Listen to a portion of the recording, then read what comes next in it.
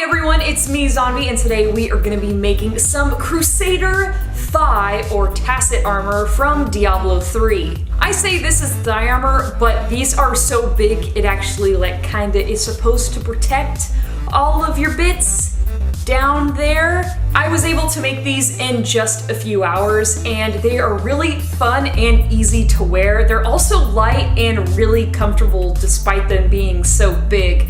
They would be a great addition for your medieval costume or your armor build. You could totally sport this at a convention or at a Ren fair and have a really good time all day.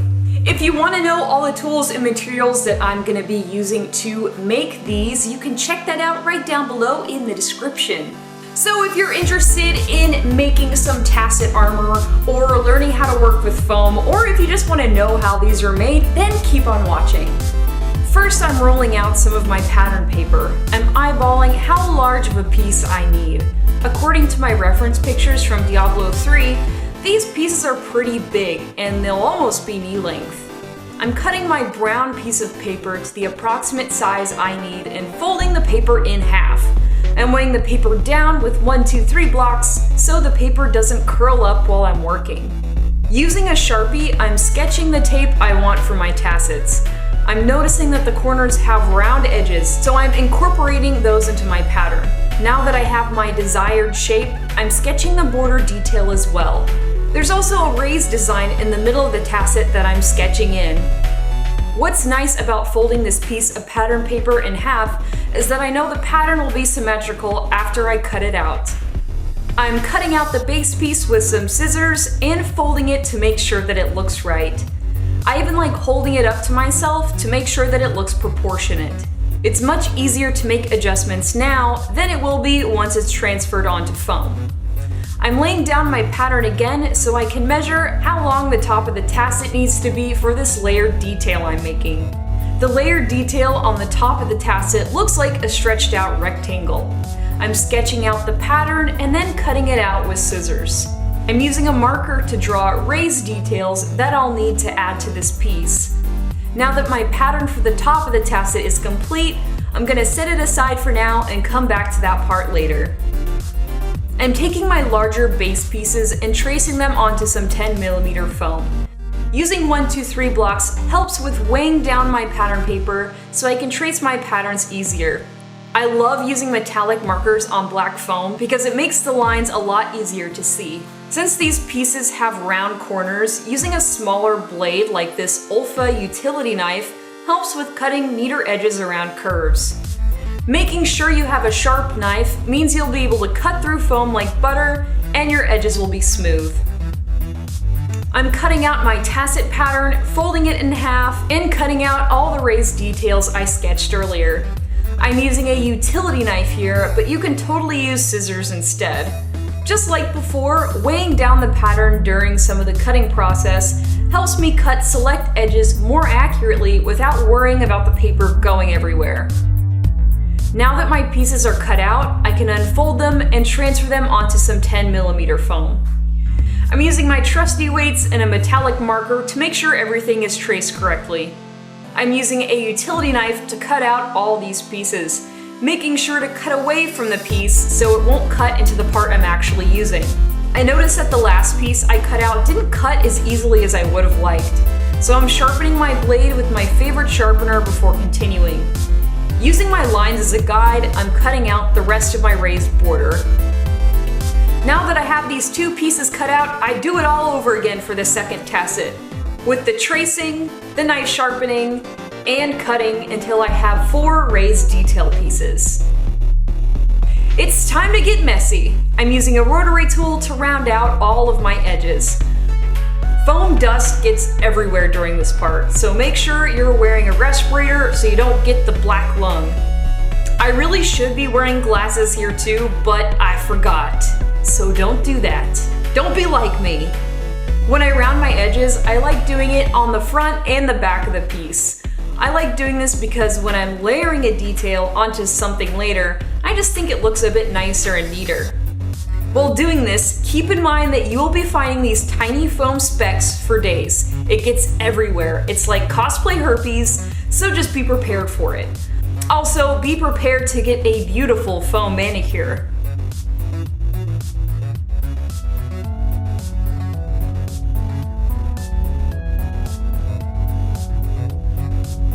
After rounding the edges, I'm using a heat gun to get rid of all the foam fuzzies. Using a heat gun on the foam also helps seal the foam's pores, which makes it have a smoother surface for painting.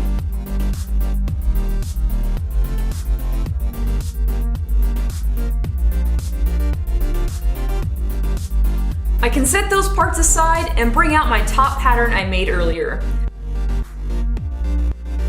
I repeated the process of tracing the base pattern onto some 10mm foam. Then I cut out the raised pattern detail and traced it onto foam as well.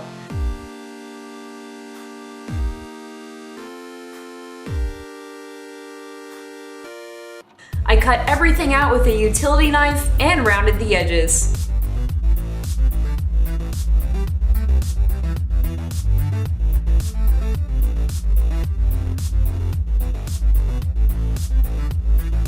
I used a heat gun to seal everything, and now these parts are ready to come together.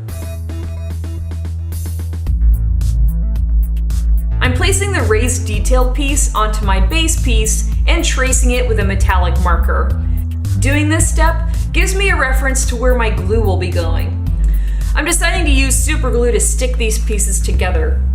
I like using super glue for something like this because I only have to apply the glue to one side before sticking the foam onto the other piece.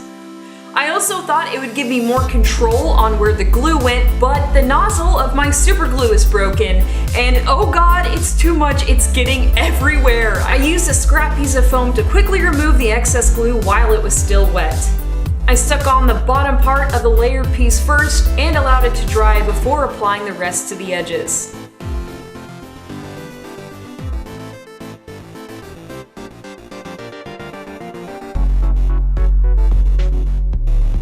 I repeated this step for the other tasset, and luckily my glue situation was a little less chaotic here.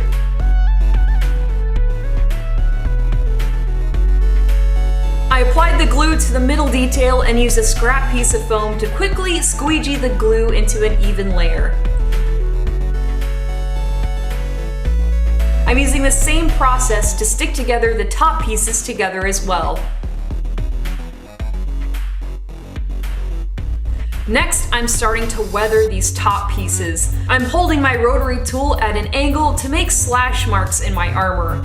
This part is fun because you can really get creative with it. This is where your armor starts to tell a story.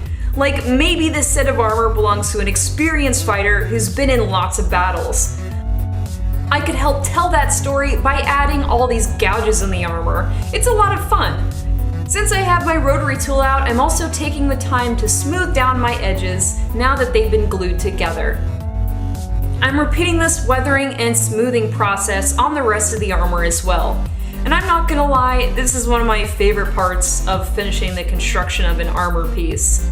You can do these kinds of cuts with lots of different tools, but if you only have a rotary tool, that'll work just fine.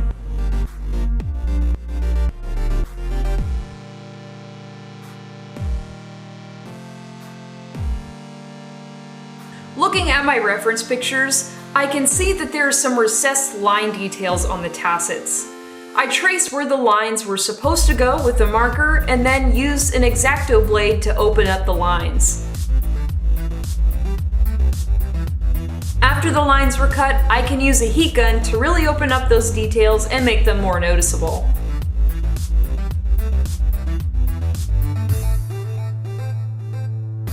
Now that the details are done, I can start shaping these.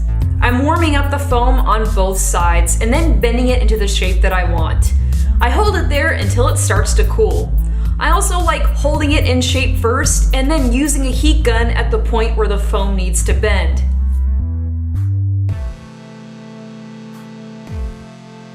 There were some corners of the foam details that needed some extra contact cement to help them stick down on the new curved surface. Since I ran into this problem on the first tasset, I decided to preemptively put some extra glue on all the corners on the second tasset. Gluing down these corners while the piece is still flat helps everything stay in place when I bend the tasset. I used my heat gun to bend the top pieces of the tasset and place them onto the bigger pieces. I'm tracing around the top pieces so I know where to apply my glue on either side. I used 2 layers of contact cement on both of my pieces. I used a scrap piece of foam to even out the layer of glue on my armor. By the end of this process, I realized it would be a smart thing to do to put a piece of paper under my work so the glue wouldn't drip everywhere. And after the glue dried, I lined up my pieces and stuck them together.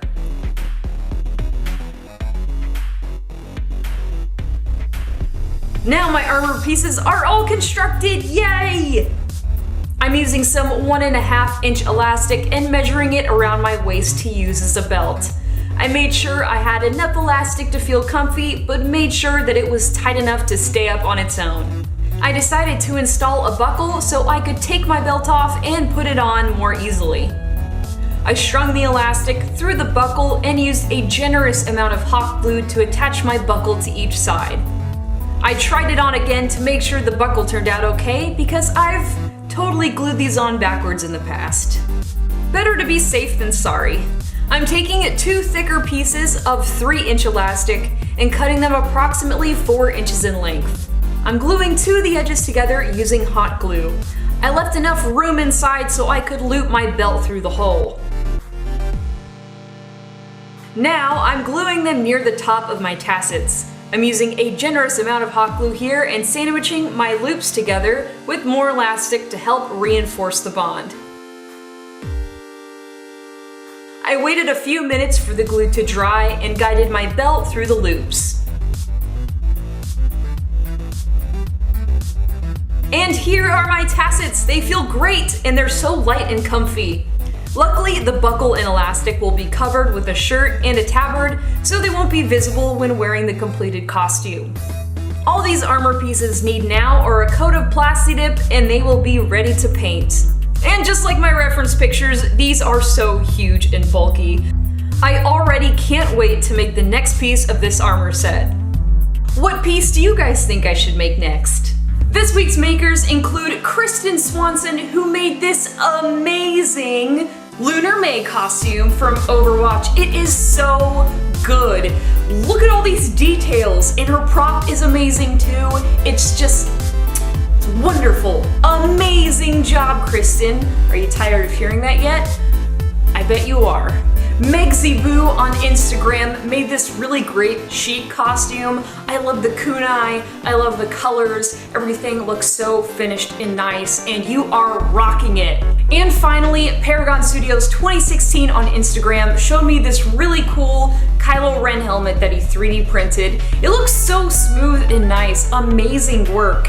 And you better make the rest of the costume because we want to see that too.